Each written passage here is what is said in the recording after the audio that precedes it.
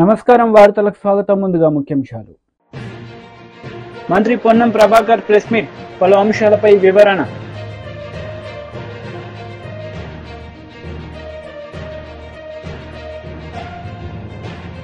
మాజీ మంత్రి Ambati Rambabu press meet, TDP నేతలపై ఫైర్.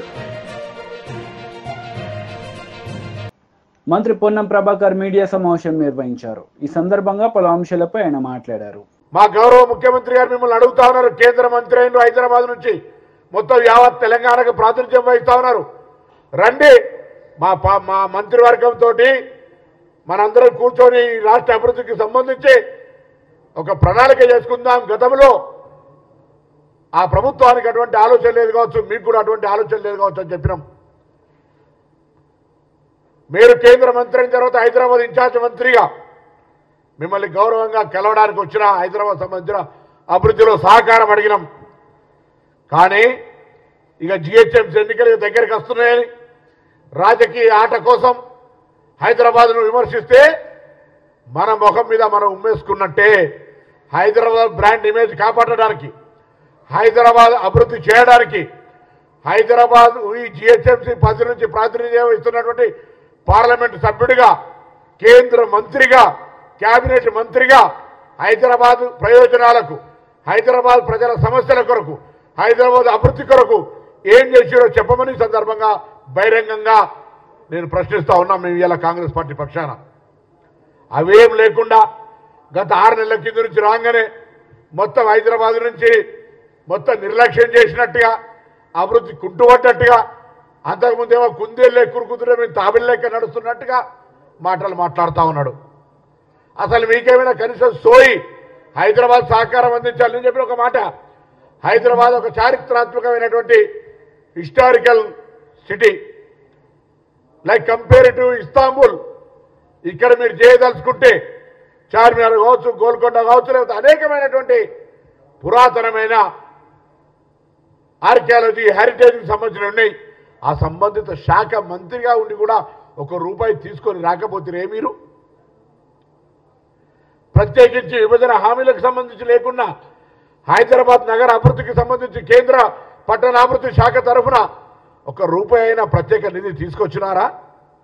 ఈ ప్రాంతం నుంచి పార్లమెంట్ సభ్యుడిగా ప్రాతినిధ్యం వహిస్తూ మీకు ఆ బాధ్యత లేదా? ఈరోజు మేము అధికారంలోకి వచ్చిన తర్వాత హైదరాబాద్లో ఉన్నటువంటి 141 ప్రాంతాల్లో వర్షం వచ్చినప్పుడు నీటి నిల్వలతోటి ఇబ్బంది అవుతా ఉందని, ఆ నీటి నిల్వల్ని ఏ విధంగా ఉపయోగించుకోవాలి ఈ రాతి కట్టడాల మధ్యలో అని ఎక్కడెక్కడైతే 141 జాగాలలో నీళ్లు నిలుస్తాయో అక్కడనే వాటర్కు గ్రౌండ్ లోపలికి అక్కడ ప్రభుత్వ స్థలాన్ని వినియోగించుకొని అండర్ గ్రౌండ్లోకి వాటర్ పోయే విధంగా, నీటి నిల్వలు నిలవకుండా ఉండే విధంగా పైసలు ఖర్చు చేసి ప్రణాళిక చేస్తూ ఉన్నాం. మెట్రో వాటర్ వర్క్స్ ఇంత పెద్ద సమస్య వచ్చినా మెట్రో వాటర్ వర్క్స్ కూడా మీరు ₹1 ఇయ్యలే. ఇంత పెద్ద హైదరాబాద్లో శానిటేషన్, సిల్ట్, ఇతర కార్యక్రమాలు ఉంటాయి, డ్రైనేజ్ ఇంప్రూవ్మెంట్ ఉంటుంది, ఎక్స్పాన్షన్ అయింది సిటీ, అనేకమైనటువంటి గృహ అవసరాలు పెరిగినాయి. అయినా మీరు ఒక్క సంబంధించినటువంటి అంశం ఇయ్యలే. ఇలా మాట్లాడుతూ ఉన్నారు. దీన్ని తీవ్రంగా ఖండిస్తూ ఉన్నాం. హైదరాబాద్ ఇమేజ్కు భంగం కలిగే విధంగా కిషన్ రెడ్డి గారి వ్యాఖ్యలు వెంటనే ఉపసంహరించుకోవాలని కోరుతా ఉన్నాం. హైదరాబాద్ అభివృద్ధికి మీకు చేతనైతే సహాయం చేయండి. కేంద్ర మంత్రిగా మీ బాధ్యత నిర్వహించండి. హైదరాబాద్ కేంద్రం నుంచి పార్లమెంటు సభ్యుడిగా ఈ ప్రాంత అభివృద్ధికి సహకరించండి.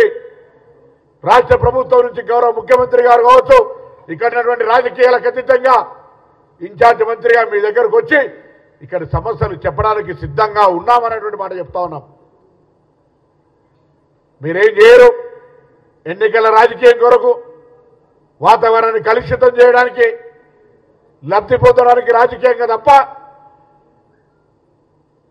ఇవాళ ఇక్కడ పెద్ద గాంధీ హాస్పిటల్ ఉంది, రండి.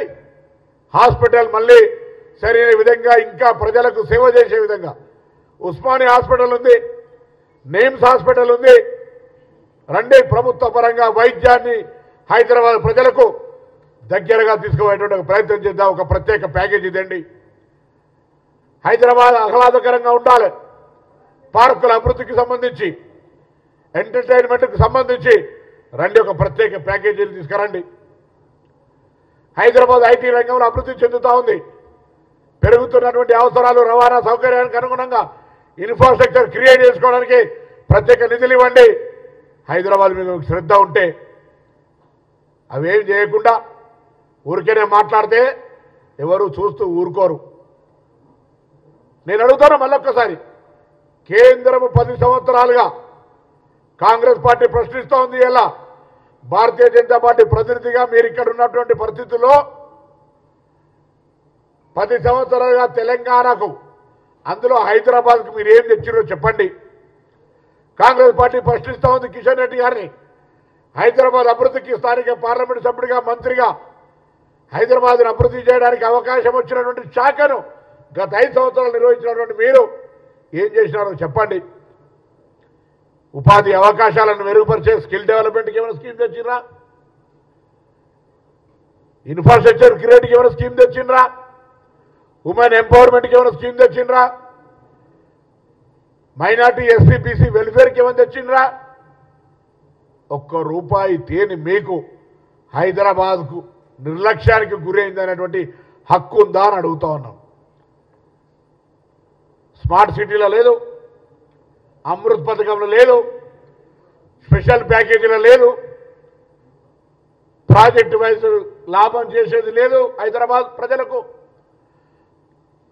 చట్టరీత్యా వచ్చే 15th ఫైనాన్స్ తప్ప ₹1 కూడా హైదరాబాద్ సాకారం చేయని కేంద్ర ప్రభుత్వం, ఆ కేంద్ర ప్రభుత్వంలో మంత్రి హైదరాబాద్ బ్రాండ్ ఇమేజ్ దెబ్బతీసే విధంగా మాట్లాడితే చూస్తూ ఊరుకోం. బరాబర్ 6 నెలలైంది మా గవర్నమెంట్ వచ్చి.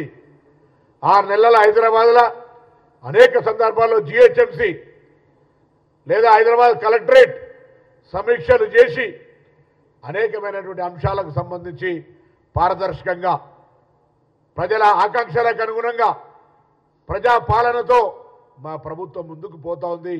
చేతనైతే కేంద్ర ప్రభుత్వం సహకారం చేయి, లేదా మౌనంగా ప్రేక్షకుల్లాగా ఏ విధంగానైతే గతంలో ఉన్నావో అదేవిధంగా ఉండు తప్ప ప్రభుత్వాన్ని విమర్శించే ప్రయత్నం చేయమని చెప్పి కోరుతాను.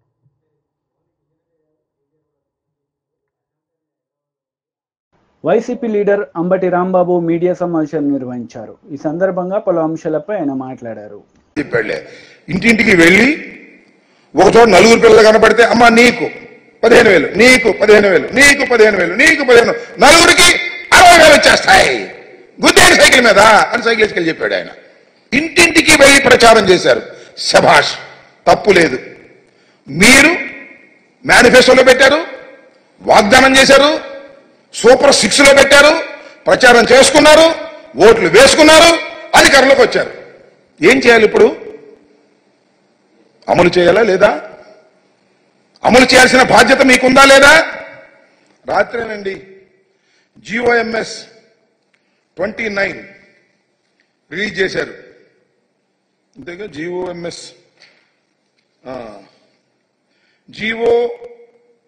నెంబర్ 29 రిలీజ్ చేశారు.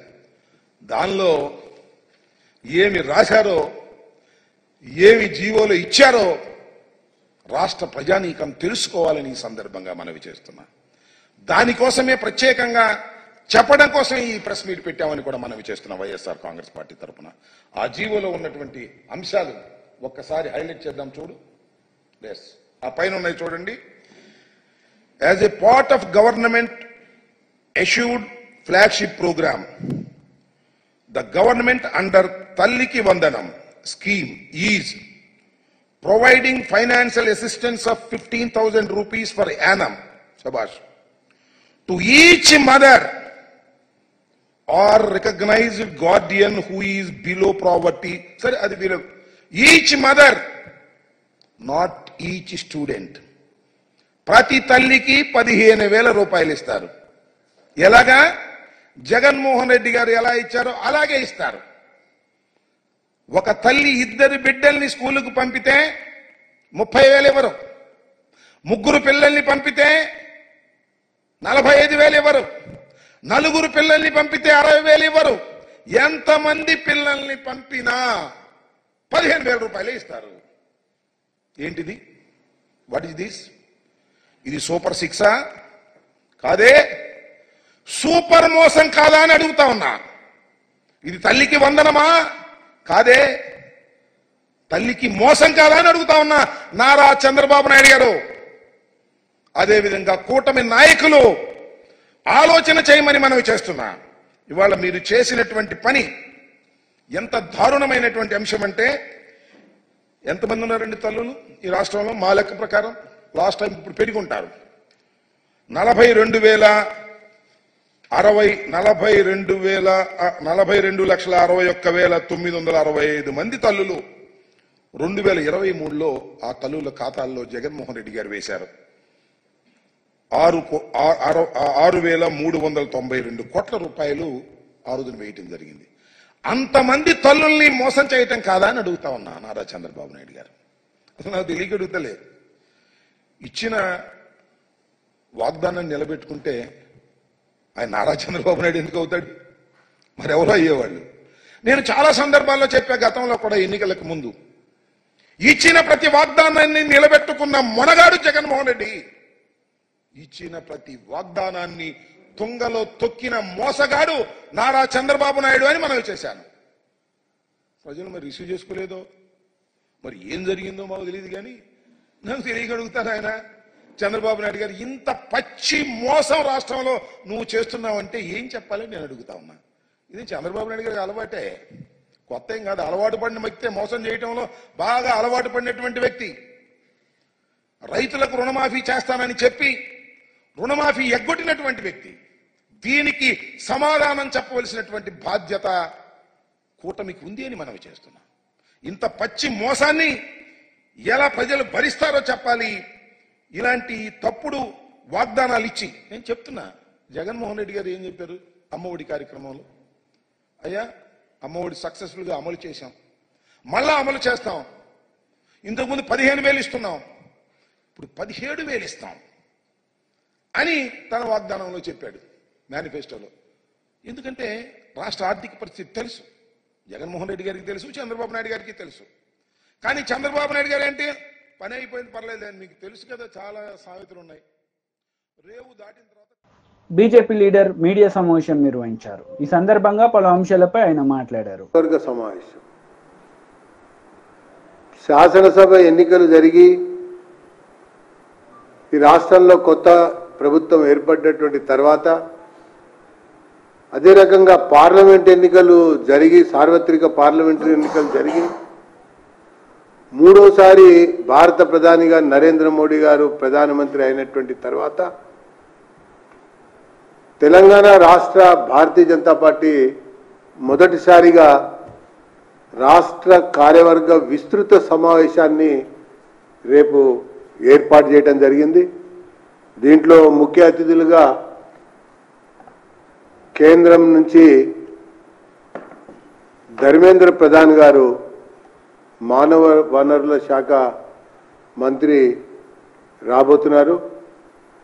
ఇది మన రాష్ట్ర అధ్యక్షులు, కేంద్ర మంత్రి అయినటువంటి కిషన్ రెడ్డి గారి అధ్యక్షతన జరిగేటువంటి ఒక సమావేశంలో మరో కేంద్ర మంత్రి అయినటువంటి బండి సంజయ్ గారితో పాటు జాతీయ బీజేపీ ప్రధాన కార్యదర్శులైన బన్సల్ గారు, తరుణ్ చుగ్ గారుతో పాటు మన రాష్ట్రానికి సంబంధించినటువంటి జిల్లా అధ్యక్షులు, అదే రకంగా గౌరవ పార్లమెంట్ సభ్యులు, గౌరవ శాసనసభ్యులు, గత శాసనసభ ఎన్నికల్లో పోటీ చేసినటువంటి అభ్యర్థులు, పార్లమెంటుకు పోటీ చేసినటువంటి అభ్యర్థులు, ఇంకా వివిధ స్థాయిలలో ఉన్నటువంటి మోర్చాల యొక్క నాయకులు, బీజేపీ యొక్క సీనియర్ నేతలు పాల్గొనేటువంటి ఒక ప్రత్యేకమైనటువంటి సమావేశం ఇది. ఈ సమావేశం రాజకీయ తీర్మానంతో పాటు ఈ యొక్క రాష్ట్రంలో అతి తక్కువ సమయంలో మరి ప్రజా వ్యతిరేక కార్యకలాపాల్లో పూర్తిగా కూడా కూరుకుపోతున్నటువంటి రేవంత్ రెడ్డి గారి ప్రజా వ్యతిరేక విధానాలపైన కార్యాచరణ ఉంటుంది. దాంతోపాటు ఇచ్చిన హామీల యొక్క అమల్లో జరుగుతున్నటువంటి యొక్క జాప్యం, వైఫల్యం పైన చర్చ ఉంటుంది. కార్యాచరణ కొరకు సంస్థాగతంగా విస్తరించడంతో పాటు పార్టీని మరింత బలోపేతం చేయడం కొరకు రాబోయేటువంటి స్థానిక సంస్థల యొక్క ఎన్నికలకి సమాయత్తం కావటం కొరకు బీఆర్ఎస్ లీడర్ మీడియా సమావేశం నిర్వహించారు. ఈ సందర్భంగా పలు అంశాలపై ఆయన మాట్లాడారు. ఉన్నారు ఆమె ముత్తుకుంటే కేసు పెడతారు. కేసులో కూడా ఆ సదరు వ్యక్తికి యాంటిసిపేటర్ బెయిల్ రావడానికి కోసం ఎఫ్ఐఆర్లో అవకతవకలు. ఎఫ్ఐఆర్ 25వ తారీఖు నాడు ఎఫ్ఐఆర్ చేస్తారు. 25/5 నెల ఎఫ్ఐఆర్ చేస్తే మీద మాత్రం డేటు 23/5 వేస్తారు. సదరు వ్యక్తి క్లరికల్ మిస్టేక్ మీద కోర్టుకు వెళ్తాడు. ఇవాళ ఇదే దుద్దిల్లా మంత్రి ఎమ్మెల్యే ఈయన సారు ఎంత స్మార్ట్గా ఉంటాడంటే, ఈయన అధికారంలో లేనప్పుడు, అధికారంలో ఉన్నప్పుడు ఈయన లీలలు మామూలుగా ఉండే. హైదరాబాద్లో ఈయనను మాత్రం చాలా మంచివాడు, ఎర్రగా ఉన్నాడు, సౌమ్యుడు, గొప్పవాడు అని కీర్తించే వాళ్ళు చాలామంది ఉంటారు. కానీ వీళ్ళ అరాచకాలు ఇక్కడ చాలామంది చూపించారు. టీవీలు కూడా చూపించాయి, కొన్ని పేపర్లు కూడా రాయాయి. మాలాంటి వాళ్ళం, అట్టడుగునున్నటువంటి వాళ్ళం పైకి వస్తే మధుర ఎమ్మెల్యే లాంటి వాళ్ళు, బడుగు బలహీన వర్గాల నుంచి వచ్చిన వాళ్ళు ఈయనకు వంటగాగి ఆ రోజులలో. ఈయన సామాజికము వర్గము, ఆయన సామాజిక వర్గం ఏందో ఈ సమాజానికి తెలుసు. ఏ సామాజిక వర్గం అయితే ఈ ఎస్సీ ఎస్టీ బీసీ మైనార్టీలను అనగదొక్కిందో ఆ సామాజిక వర్గానికే మధుర ఎమ్మెల్యే గారు ఆయన అంటూ ఉరికొచ్చేది మంత్రిలో. ఈయన చూడండి, అధికారంలో లేనప్పుడు ఒక కేసు అవుతుంది. ఆ కేసు కూడా మంత్రి ముత్తారం మండలం పెద్దపల్లి జిల్లా, ఆ గ్రామానికి సంబంధించిన సర్పంచు మహాముత్తారం మండలం మీనాజిపేట దగ్గర ఉన్నటువంటి అక్కడికి భూపాలపల్లి జిల్లాకి వెళ్తే అక్కడ ఘర్షణ అవుతుంది. ఆ ఘర్షణ అయితే గొడవ అయితే అక్కడ ఆల్రెడీ కేసు పెడతాడు. ఆ కేసులో కూడా నేను క్యాండిడేట్ను, నేను ప్రచారంలో ఉంటా, నా మీద కూడా ఎఫ్ఐఆర్ చేపిస్తాడు. ఇదే ఎమ్మెల్యే నా మీద కూడా ఆ రోజు ఎఫ్ఐఆర్ చేపిస్తాడు. నా పేరు కూడా ఇంక్లూడ్ చేపిస్తారు, నా పేరు, మా అల్లుని పేరు. అలా చూడండి ఎట్లా మాట్లాడిండో ఆయన. ఒక నిమిషం మీరు వినాలి దయచేసి, ఎందుకంటే ఈయన చాలా ప్రమాదకరమైనటువంటి వ్యక్తి. ఈయన ఐస్ గడ్డతోటి చంపేస్తాడు. ఎక్కడ కూడా ఈయన ఆయుధం పట్టడు సుమా చేతిలో. ఈయన వైసీపీ లీడర్ మీడియా సమావేశం నిర్వహించారు. ఈ సందర్భంగా పలు అంశాలపై ఆయన మాట్లాడారు. మీకు ఏదన్నా ఆధారం పబ్లిక్ గా బాబు గారు, లేకపోతే ఇక్కడ ఎంపీలుగా నేను, లేకపోతే అంకాపల్లి ఎంపీ రమేష్ గారు, లేకపోతే ఇక్కడ ఎమ్మెల్యేలు పల్లా శ్రీనివాస్ గారు, పంచకల్ రమేష్ గారు ఏదైనా వచ్చి ఎప్పుడన్నా ఎక్కడ అన్నారా? ఏ ఆధారం లేకుండా ఇంగ్లీష్ మీడియా అట్లా రావడం అనేది చాలా ఇర్రెస్పాన్సిబుల్ గా భావిస్తున్నాను. ఎందుకంటే ఇది చాలా మంది జీవితాలకి ముడిపడిన సమస్య. అంత ఈజీగా లైట్ గా వాళ్ళు రాయడం అనేది కరెక్ట్ కాదు. సో దాని మీద చర్యలు కూడా మేము తీసుకుంటాం. ఎందుకంటే మిస్ఇన్ఫర్మేషన్ స్ప్రెడ్ చేయడం అది కూడా అందరికీ, మనందరికి కోరేది ఏంటి? స్టీల్ ప్లాంట్ కాపాడుకోవాలి, ఇక్కడున్న కార్మికులకి, నిర్వాసితులకి అందరికీ జస్టిస్ జరగాలని మేము అనుకుంటుంటే దీన్ని ఎట్లా డీవియేట్ చేయాలి, ఎట్లా పొలిటికల్ గా పాయింట్స్ కొట్టాలి. వాళ్ళు పవర్ లో ఉన్నప్పుడు 5 ఏళ్ళు చేయలేకపోయారు, ప్రతిపక్షంలో ఉన్నప్పుడన్నా మా పని మమ్మల్ని చేయనివ్వచ్చు కదా. ఇవాళ బాగా రివ్యూ చేసామండి. వాళ్ళని కోరింది కూడా ఏంటంటే లాభాల లోపలికి స్టీల్ ప్లాంట్ ని ఎట్లా తీసుకుని రావాలి, ఆ విధంగా మనం ఎట్లాంటి సహాయం రేపు కేంద్ర మంత్రిని మనం అడగాలి.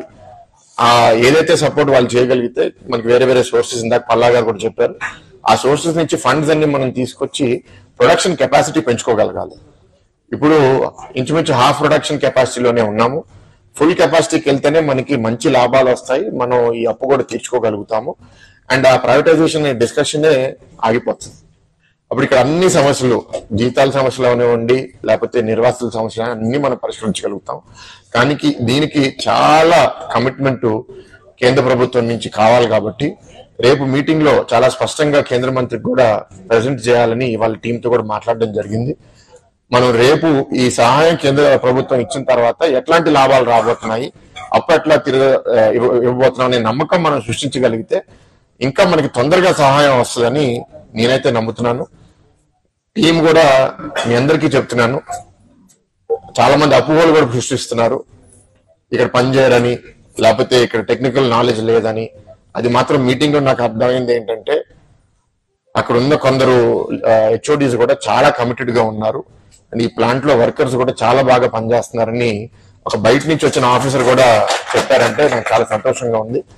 మనం దీన్ని ఇంకా ఆ పూర్వ వార్తలు ముగించే ముందు ముఖ్యాంశాలు మరోసారి. మంత్రి పొన్నం ప్రభాకర్ ప్రెస్ మీట్, పలు అంశాలపై వివరణ.